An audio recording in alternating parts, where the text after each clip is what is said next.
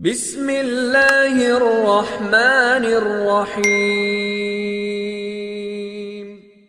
Dan orang yang mengimani takdir, maka umumnya dia akan bahagia, akan tenang.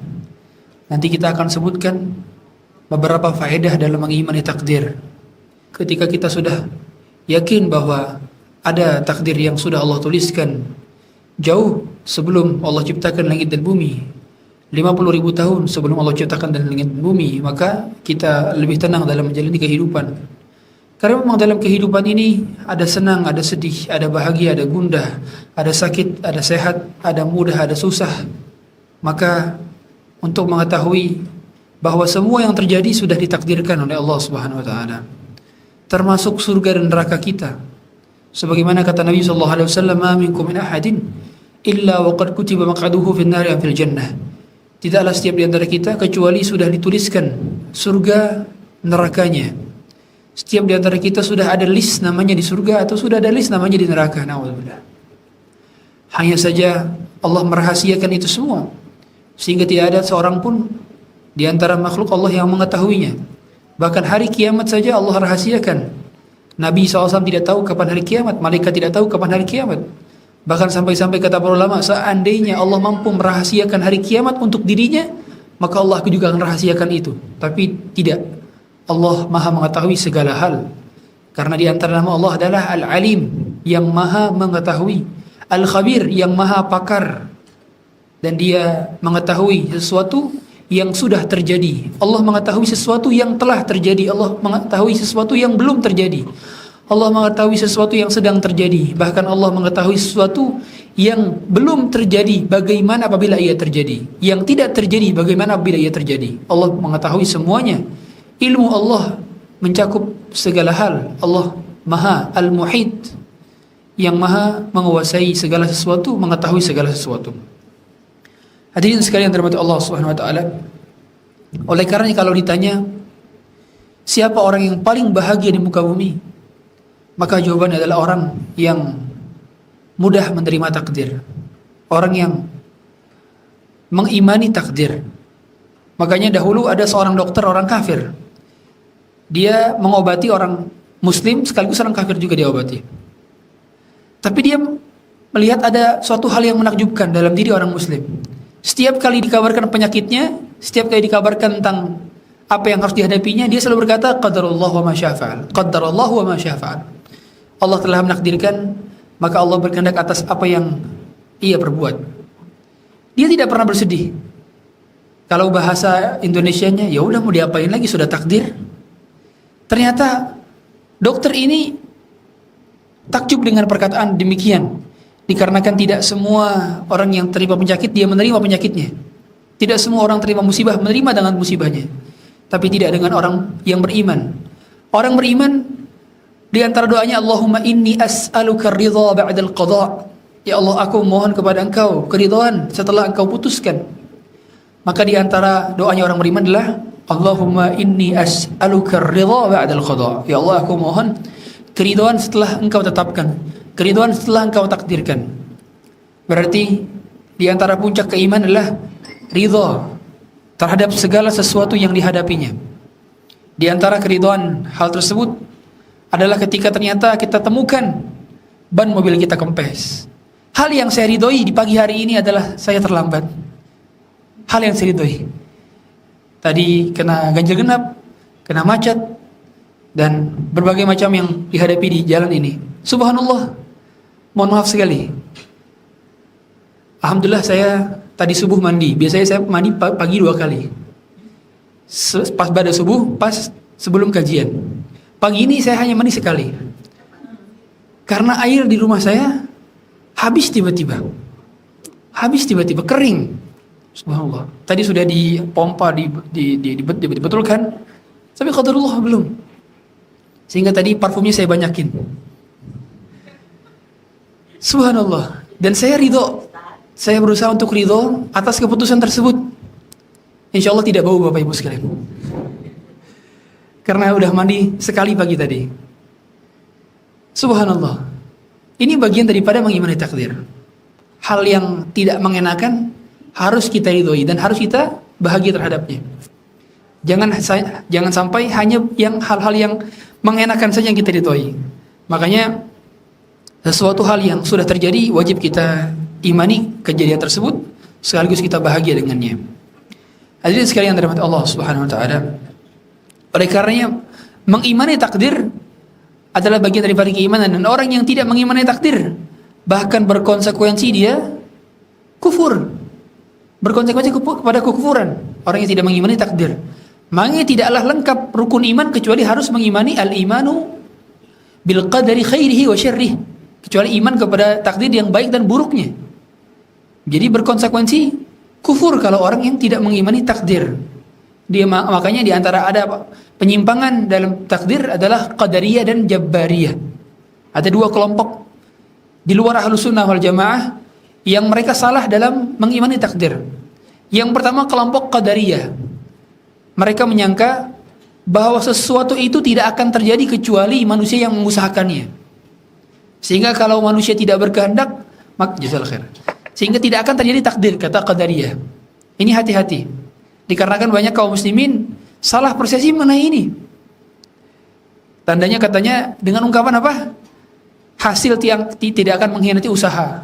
Ini hati-hati, ini bisa masuk ke dalam qadariyah. Ungkapan hasil tidak akan mengkhianati usaha, atau usaha tidak akan mengkhianati hasil, dan seterusnya. Ini bisa masuk ke dalam cabang qadariyah. Sedangkan sebaliknya ada jabbariyah. Dia menganggap bahwa dia tidak mampu berkehendak. Semuanya hasil dari paksaan yang Allah berikan kepada dia. Ketika dia berbuat maksiat, dia mengatakan, ini Allah yang menggerakkan saya sehingga saya bermaksiat. Ketika dia berbuat kesyirikan, ini Allah yang menggerakkan saya sehingga saya berbuat kesyirikan. Dia menyandarkan keburukan itu kepada Allah. Ini adalah jabbariyah. Sedangkan Ahlus Sunnah wal Jamaah dalam mengkonsep dan mengimani takdir, Ahlus Sunnah wal Jamaah percaya bahwa hamba diberikan pilihan dan hamba dihukum berdasarkan pilihannya. Makanya di antara doa yang Rasulullah SAW lakukan adalah al khairu kulluhu biyadik wasyarru laysa ilaik. Seluruh kebaikan ada di tanganmu wahai Allah, dan keburukan tidak disandarkan kepadamu. Sehingga yang disandarkan kepada Allah hanyalah kebaikan-kebaikan saja.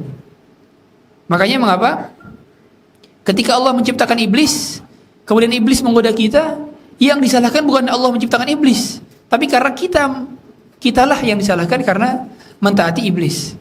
Makanya kebaikan-kebaikan takdir disandarkan kepada Allah, sedangkan keburukan-keburukan takdir tidak disandarkan kepada Allah. Sebagaimana Bapak Ibu sekalian, ibu-ibu sekalian di sini, hadir di sini, ini bagian daripada takdir. Tapi dari sebelum itu, ibu-ibu sekalian diberi pilihan oleh Allah, mau menghadiri kajian atau lanjut masak di rumah, mau menghadiri kajian atau nemenin cucu di rumah. Kan ada pilihan. Nah, ibu sekalian milih pilihan di sini, dan pilihan ibu di sini sudah Allah takdirkan 50.000 tahun sebelum Allah ciptakan langit dan bumi. Berarti ketika seorang manusia dihukum karena pilihannya, contoh, seorang manusia dia berbuat kemaksiatan, tidak boleh dia langsung menisbatkan kepada Allah, Allah yang menyuruh saya dan Allah yang menjadikan saya berbuat maksiat sehingga saya nggak berdosa apa-apa. Maka ini keliru. Ini keliru. Kenapa keliru? Dikarenakan sebelum dia berbuat maksiat, dia diberi pilihan dulu kan. Tidak ada seorang pun yang bermaksiat atas dasar keterpaksaan. Gak ada. Orang berbuat maksiat karena pilihan dia. Contoh, misalnya seorang ketika dia diajak berzina oleh orang yang bukan mahramnya, dia diberi pilihan untuk melakukan zina atau tidak melakukan zina. Sebagaimana Nabi Yusuf. Nabi Yusuf diberi pilihan, maka Nabi Yusuf memilih untuk tidak berzina. Seandainya ada di antara kita yang memilih untuk melakukan perzinahan, berarti dia akan dihukum sesuai dengan pilihannya. Berarti Allah sama sekali tidak menzalimi makhluknya sedikit pun, dikarenakan makhluknya diazab berdasarkan pilihannya dalam berbuat kemaksiatan, berbuat kesyirikan, berbuat kebid'ahan.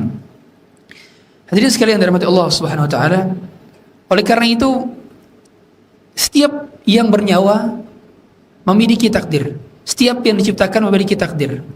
Bahkan pepohonan saja sudah diketahui umurnya kapan oleh Allah. Bahkan dedaunan yang jatuh dari ranting-rantingnya pun sudah Allah takdirkan kapan dia jatuh, di titik keberapa, di tanah yang mana. Bahkan Allah mengetahui Debu yang berasal dari tubuh kita, setelah lepas dari tubuh kita larinya kemana? Qad alimna ma tanqusul ardu minhum wa indana kitabun hafiz, kata Allah. Kami telah mengetahui debu yang berasal dari manusia itu setelah pergi lepasnya kemana, Allah mengetahuinya. Saking detail ilmu Allah subhanahu wa ta'ala. Allahu alimum bikulli syai', Allahu alimum bidhatis sudur, bima fis sudur. Allah mengetahui yang nampak dan yang tidak nampak. Oleh karena itu, ada beberapa rangkaian dalam takdir. Ada 4 rangkaian dalam takdir. 4 rangkaian dalam takdir. Yang pertama, tahapan pertama, takdir itu yang pertama adalah al-ilmu. Al-ilmu, yaitu mengilmui segala sesuatu sebelum menciptakan. Jadi antara sifat Allah, Allah itu memiliki ilmu segala sesuatu. Segala sesuatu. Dan ketika Allah hendak menciptakan, maka Allah sudah memiliki ilmunya. Jadi alam semesta ini yang besar yang kecil Allah ketahui, yang nampak yang tak nampak Allah ketahui, karena yang menciptakan lebih tahu tentang ciptaannya daripada yang diciptakan itu sendiri. Sehingga Allah lah yang lebih mengetahui tentang diri kita dibandingkan diri kita sendiri. Allah lebih mengetahui tentang diri kita melebihi diri kita sendiri. Bahkan Allah lebih mencintai diri kita melebihi diri kita sendiri. Bukankah kita tahu mengapa Allah Subhanahu wa taala mengutus rasul-rasulnya kepada kita? Karena Allah mencintai kita. Bukankah kita tahu bahwa ada hadis di mana ada seorang ibu mencari anaknya di tengah-tengah pasukan. Setelah dia melihat anaknya dan mendapati anaknya, kemudian dia menggendong anaknya dan menyusuinya. Menggendongnya dengan penuh kasih sayang. Kemudian kata Rasulullah SAW, mungkinkah seorang ibu ini melemparkan anaknya ke dalam api? Para sahabat, tidak mungkin ya Rasulullah. Maka Allah lebih mencintai kita dibandingkan ibu ini mencintai anaknya. Berarti kasih sayang ibu terbatas, sedangkan kasih sayang Allah tidak terbatas. Kasih sayang ibu ada batasannya, dan kasih sayang Allah tidak ada batasannya. Terkadang kasih sayang ibu masih diiringi dengan kekesalan kepada anaknya, tetapi kasih sayang Allah adalah murni karena Allah mencintai hambanya. Karena tidak ada satu zat pun yang mencintai kita melebihi Allah Subhanahu wa taala. Jadi tahapan pertama adalah ilmu. Ilmu yang Allah telah miliki dan Allah akan terus memiliki keilmuan. Sehingga ilmu yang kita miliki saat ini bagian daripada ilmu Allah yang sedikit. Jadi Allah memberikan keilmuan kepada kita sangatlah amat sedikit. Sehingga banyak di antara kita yang tidak mengetahui tentang hikmah daripada yang Allah perintahkan, apa yang Allah ciptakan. Akal kita terbatas. Bukankah kita tahu bahwa mata kita saja tidak mampu melihat matahari dengan mata telanjang? Bukankah kita tahu fisik kita saja masih butuh istirahat?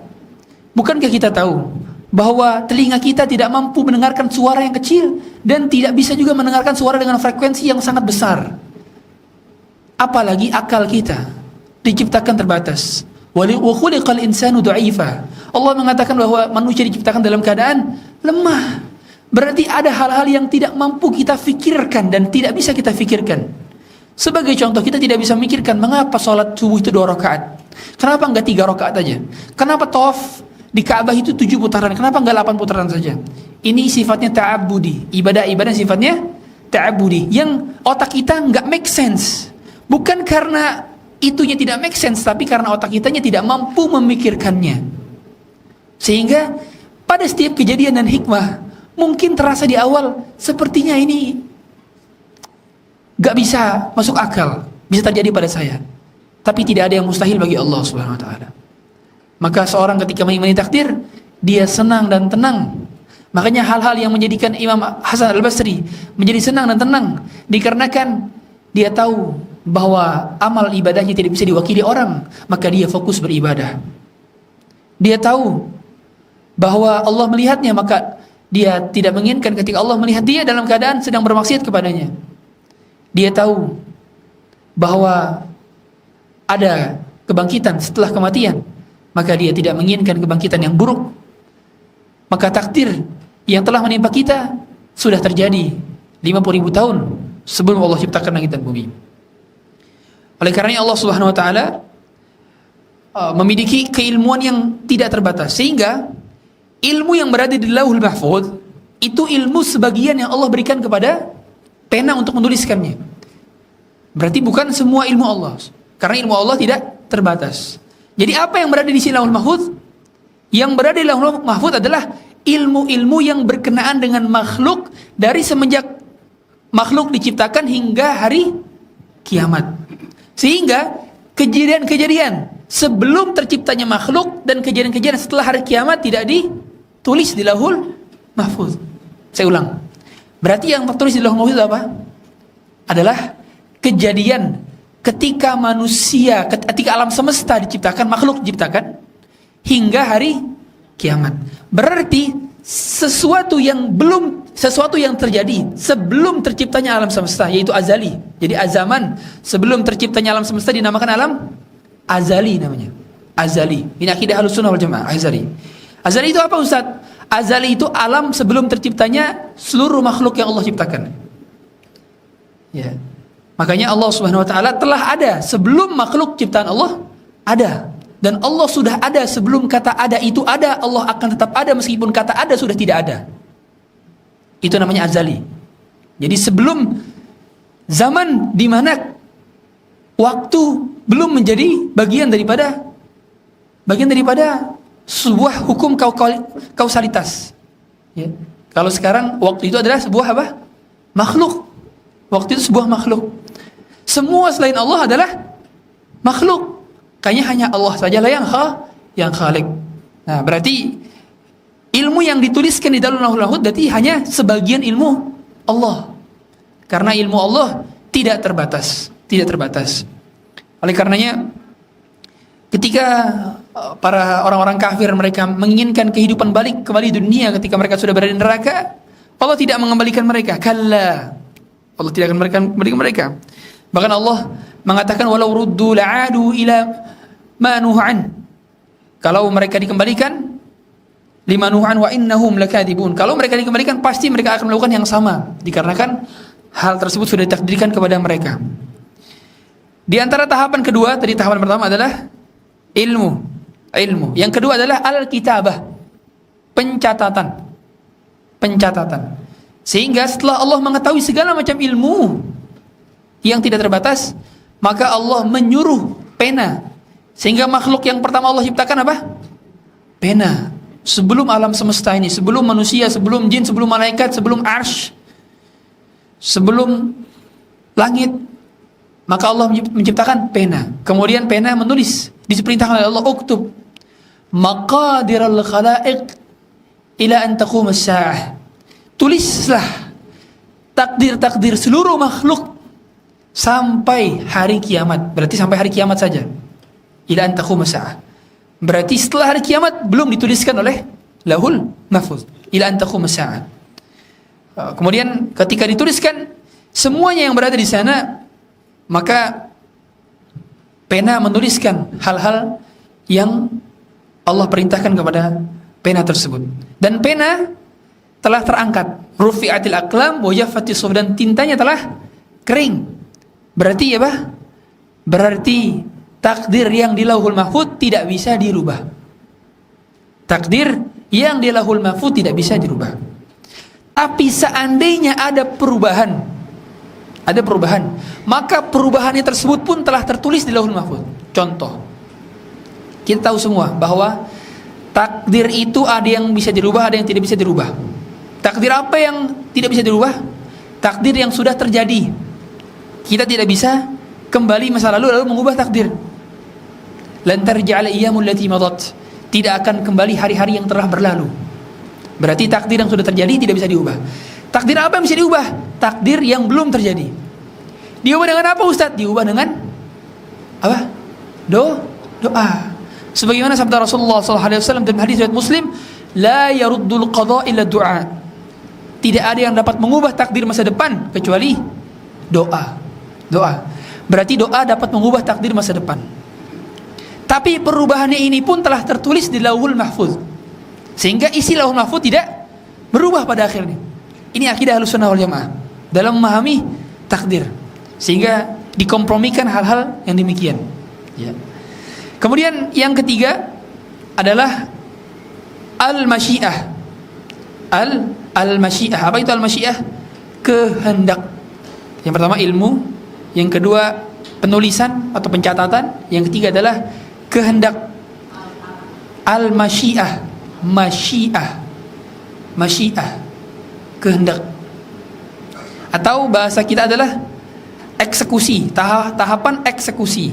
Ya, tahapan eksekusi. Berarti Allah menghendaki sesuatu yang telah Allah memiliki ilmunya dan Allah telah rencanakan dalam pencatatan dan Allah langsung mengeksekusinya. Ya. Dan apa-apa yang Allah eksekusikan sesuai dengan apa yang Allah rencanakan. Itulah mengapa makanya tidak ada sebaik-baik perencana kecuali Allah, dan tidak ada sebaik-baik eksekutor kecuali Allah, tidak ada sebaik-baik pengilmuan kecuali Allah. Kalau manusia makanya kenapa setiap kali merencanakan seringkali tidak 100% seperti yang diinginkan. Mengapa? Supaya membedakan dirinya dengan Allah. Karena Allah lah yang berhasil 100% apa yang Allah rencanakan semuanya berjalan sesuai dengan apa yang Allah inginkan. Ibu-ibu, misalnya hari ini mau makan nasi uduk, tapi ternyata warungnya tutup, berarti tidak sesuai dengan yang direncanakan. Hari ini mau pakai baju merah, ternyata baju merahnya ternyata dicuci, akhirnya pakai baju hitam. Semua hal berarti terkadang tidak sesuai dengan yang kita rencanakan. Makanya kata Allah Subhanahu wa taala apa? Am lil insani ma tamanna. Apakah manusia dapat menginginkan semua hal yang dia inginkan di dunia? Tidak bisa. Untuk membedakan dirinya dengan Tuhan, untuk membedakan dirinya dengan Allah, dan untuk membedakan antara dunia dengan surga. Kalau semua yang diinginkan di dunia bisa tercapai, lalu untuk apa ada di surga? Untuk apa di surga? Bukankah hanya di surga semua yang diinginkan dapat tercapai? Berarti ketika manusia menginginkan sesuatu dan tidak terkabul di dunia, berarti Allah ingin ingatkan kepada manusia, hei manusia, kamu itu masih di dunia, belum di surga. Karena hanya di surgalah segala hal dapat tercapai. Dan Allah Subhanahu wa taala juga menghendaki keburukan. Jadi Allah Subhanahu wa taala ketika berkehendak, maka Allah berkehendak kepada kebaikan, berkehendak kepada keburukan juga. Berkehendak menciptakan kebaikan dan keburukan. Tetapi keburukan yang Allah ciptakan pada dasarnya semua ada hikmahnya, sehingga pada akhirnya semua yang Allah ciptakan berakhir ujung kepada kebaikan dan kemaslahatan. Contoh, Allah menciptakan siapa? Iblis. Iblis keburukan atau kebaikan? Keburukan iblis. Berarti Allah menciptakan apa? Keburukan. Tapi di balik penciptaan iblis ada hikmah di balik itu semua, yaitu apa? Allah mampu mengetahui siapa saja yang beriman dengan jujur dan siapa saja yang tidak beriman dengan jujur. Karena adanya iblis ini menjadikan manusia yang teguh siapa imannya dan manusia yang berpaling siapa imannya. Sehingga akhirnya berpisahlah siapa yang menjadi penduduk surga dan siapa yang menjadi penduduk neraka. Berarti ada hikmah di balik penciptaan iblis. Ada hikmah, dan itu berarti akhirnya adalah takdir yang baik. Sehingga pada dasarnya takdir yang Allah ciptakan semuanya itu adalah baik. Tidak ada takdir buruk. Kalaupun ada takdir buruk, maka takdir itu di sisi manusia. Tapi di sisi Allah Subhanahu wa taala, maka semua takdir adalah baik. Di sisi manusia ada takdir buruk, dikarenakan manusia belum mengetahui ilmunya. Seandainya ada tabir-tabir yang Allah bukakan dan singkapkan tentang masa depan, kejadian masa depan, niscaya kita tidak akan memilih kecuali yang Allah pilihkan saja. Karena semua takdir Allah endingnya selalu baik. Manusia terkadang memusuhi sesuatu yang tidak diketahuinya. Makanya ada ungkapan dari pepatah Arab, al-insanu aduwwun ma jahilu. Manusia itu musuh dari apa yang dia tidak ketahui. Mengapa itu adalah takdir yang baik bagi Allah Subhanahu wa taala? Karena Allah mengetahui yang terjadi di masa depan. Allah sudah tahu yang terjadi di masa depan, dan Allah sudah tahu apa yang terbaik bagi makhluk-makhluknya. Makanya ada ungkapan apa? Masaibu qaumin inda qaumin fawaidu. Musibah suatu kaum akan menjadi fadilah atau keutamaan bagi kaum yang lainnya. Sebagai contoh, kita tahu semua musibah yang misalkan pas Covid musibah itu bagi siapa? UMKM, bagi para pengusaha. Tapi juga ada fawaidnya. Fawaidnya bagi siapa? UMKM yang bergerak di mana? Di bidang sembako, UMKM yang bergerak di bidang kesehatan. Fawaid. Artinya pada dasarnya setiap musibah yang Allah berikan pasti ada hikmah di balik itu semua, dan pada dasarnya hikmahnya untuk semuanya juga. Hanya saja kita terkadang tidak mengetahui di balik itu semua karena kemampuan otak kita yang terbatas. Kemampuan otak kita yang terbatas. Sehingga ketika Allah menciptakan iblis, maka ada hikmah di balik penciptaan tersebut. Yang pertama, hikmah-hikmah penciptaan iblis adalah Allah sengaja menciptakan iblis untuk menguji manusia, menguji keimanan manusia. Siapa yang pantas masuk surga dan siapa yang pantas masuk neraka. Kemudian di antara yang kedua adalah Allah mengetahui nantinya siapa? Hamba-hambanya yang rela berkorban dengan hartanya bahkan jiwanya untuk Allah, dan siapa yang tidak berani berkorban dengan hartanya dan jiwanya. Yang ketiga, Allah menjadikan manusia akhirnya berbuat dosa, kemudian manusia memohon ampun kepada Allah, dan Allah memperkenalkan namanya, yaitu Al-Ghaffar, Al-Ghafur, At-Tawwab, Al-Afu. Coba, seandainya manusia tidak berbuat dosa, lalu bagaimana cara Allah memperkenalkan dirinya bahwa dirinya Maha Pengampun? Bagaimana? Tidak bisa. Oleh karenanya kata Rasulullah SAW apa? Lau lam tudnibu, kalau seandainya kalian tidak berbuat dosa, la dhahaballahu bikum. La dhahaballahu bikum. Kalian akan dimusnahkan. Wala jaa'a biqaumin yudnibun. Kemudian Allah datangkan satu kaum yang berbuat dosa. Fayastaghfirunallah. Kemudian mereka mohon ampun kepada Allah. Fayaghfirullahu lahum, dan Allah ampuni mereka. Berarti di antara hikmah mengapa Allah ciptakan iblis, supaya manusia itu mengetahui bahwa Allah Maha Pengampun. Sehingga manusia akhirnya berharap, akhirnya merasa hina, akhirnya merasa tawadhu, akhirnya merasa rendah, dan dia akhirnya meninggikan Allah, memuliakan Allah dan membesarkan Allah. Seandainya manusia tidak bertemu dan berjumpa dengan iblis dan tidak diciptakan iblis, nantinya apa? Manusia akan sombong. Nantinya manusia tidak akan merasa rendah karena tidak pernah berbuat dosa. Bukankah kita tahu yang menyebabkan manusia itu merendahkan dirinya di hadapan Allah adalah karena berbuat dosa? Karena berbuat dosa. Bukankah kita tahu bahwa iblis ketika dia tidak pernah berbuat dosa, justru itulah yang mengantarkan dia kepada ujub dan sombong.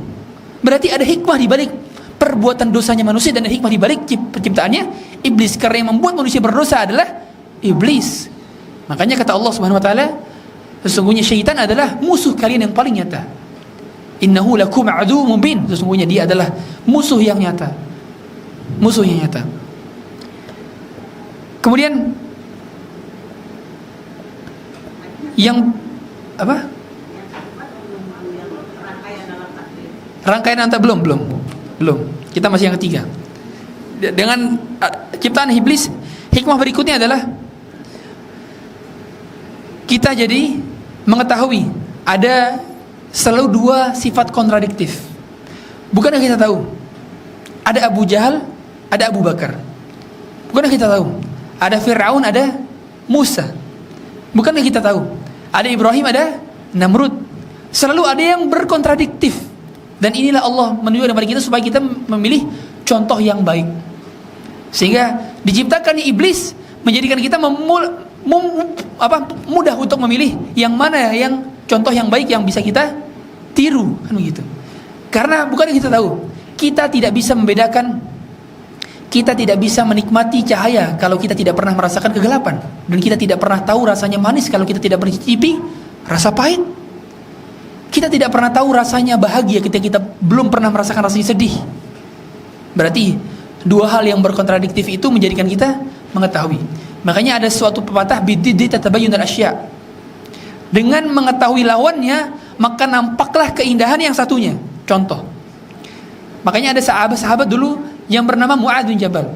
Dia ketika bertanya kepada Rasulullah, itu bukan pertanyaan-pertanyaan yang umum ditanyakan kepada sahabat. Kalau sahabat bertanya apa? Tentang, ya Rasulullah, apa keutamaan amalan? Ya Rasulullah, apa yang terbaik untuk kami lakukan? Tapi Mu'adz bin Jabal nanya enggak gitu. Dia kalau nanya ke Rasulullah adalah, ya Rasulullah, dosa apa yang paling besar? Ya Rasulullah, apa kezaliman yang paling besar? Nanya begitu. Kenapa? Supaya dia tahu ketika dia mengetahui keburukan, maka dia akhirnya mengetahui apa? Nikmatnya kebaikan.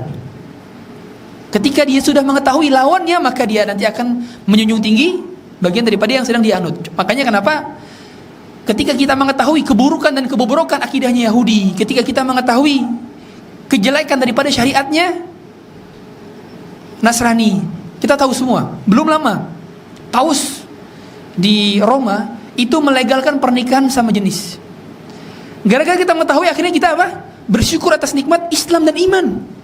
Karena kita mengetahui lawannya, kan begitu. Ya. Maka ketika kita mengetahui keburukan iblis, akhirnya kita mensyukuri keimanan hidayah, nikmatnya hidayah.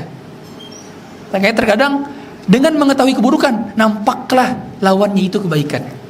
Itu diantara hikmah Allah mengapa menciptakan iblis. Dan diantara hikmah berikutnya adalah kita akhirnya mengetahui bahwa banyak hikmah-hikmah yang tidak mampu ternalar. Dikarenakan pada dasarnya Allah itu tidak ditanya tentang apa yang ia perbuat, tapi yang ditanya adalah makhluk Allah.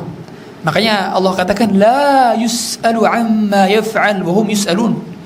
Allah tidak ditanya tentang apa yang Allah perbuat, tapi manusia ditanya tentang apa yang manusia perbuat. Sehingga ketika ada dalil yang menyatakan bahwa cicak itu diantara kesunahan kita ketemu cicak diapain?